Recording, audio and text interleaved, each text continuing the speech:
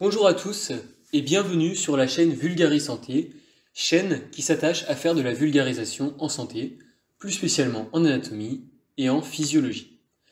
Je vais aujourd'hui vous parler d'un type articulaire dont le nom ne vous dit peut-être pas grand-chose. La cysarcose.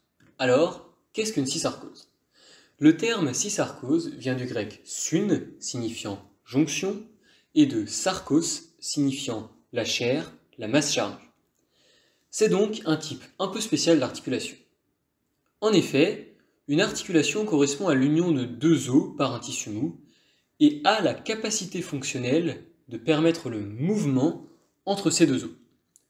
On distingue classiquement trois grandes catégories d'articulations.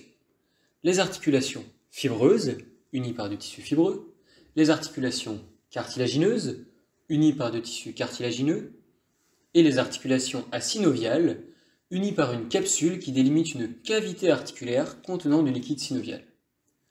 Vous aurez alors remarqué que la cysarcose, qui est une articulation à chair interposée, si l'on s'en réfère à son étymologie, ne rentre dans aucune des catégories mentionnées précédemment.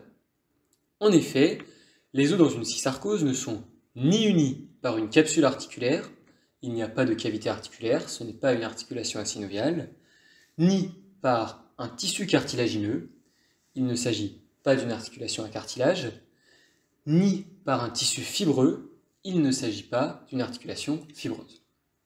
Alors, qu'entend-on exactement par articulation à chair interposée? Pour répondre à cela, nous allons prendre un exemple concret, celui de l'articulation scapulo-thoracique. Cette articulation articule la scapula, anciennement omoplate, et la cage thoracique, plus précisément les côtes 1 à 7. Comme vous le voyez, la scapula ne glisse pas directement contre les côtes. Il y a entre la scapula et les côtes 4 structures. Deux muscles, le muscle subscapulaire et le muscle dentelé antérieur, et deux bourses synoviales qui sont constituées de tissus cellulo-graisseux. Dans la cysarcose, le mouvement est permis par la présence de ces bourses synoviales, représentées ici par le trait violet. Ces bourses synoviales permettent en effet aux structures de glisser les unes par rapport aux autres. Pour illustrer avec un exemple qui parle à tout le monde, nous pouvons comparer l'articulation scapulo-thoracique à un sandwich.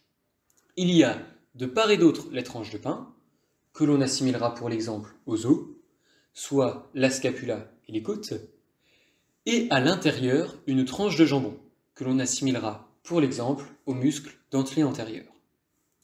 Si l'on laisse le sandwich ainsi, les deux tranches coulisseront peu.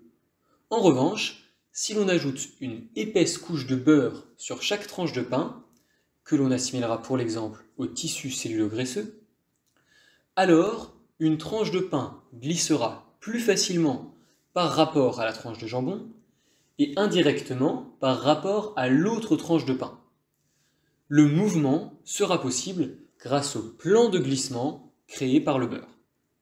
En somme, cette comparaison au sandwich a des limites, mais permet tout de même de bien se représenter le fonctionnement de ce type particulier d'articulation qu'est la cysarcose.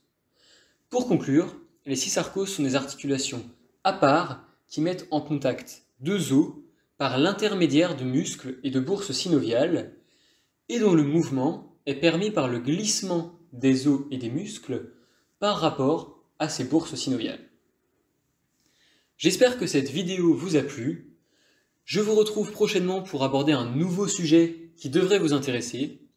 D'ici là, prenez soin de vous et à bientôt sur Vulgaris Santé.